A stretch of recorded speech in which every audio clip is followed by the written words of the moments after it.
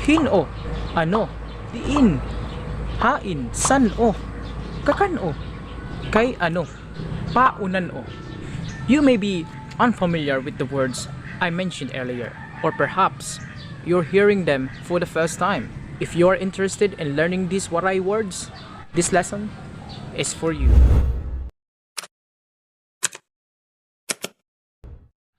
Hi, welcome to Kuita Tag Waray-waray lesson. Today, I'll share the 7 waray-waray WH questions with you. Let's begin.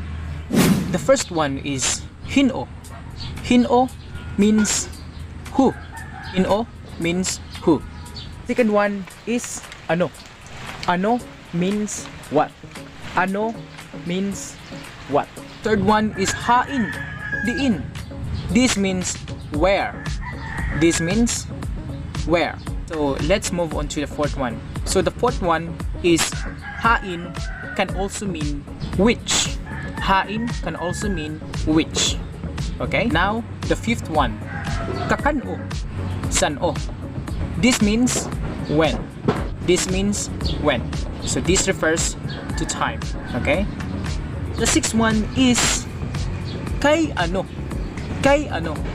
This means why. This means why. Okay? Number 7, the last one. Paunan-o. Paunan-o.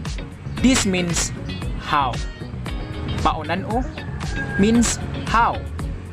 Okay? So those are the waray-waray WH questions.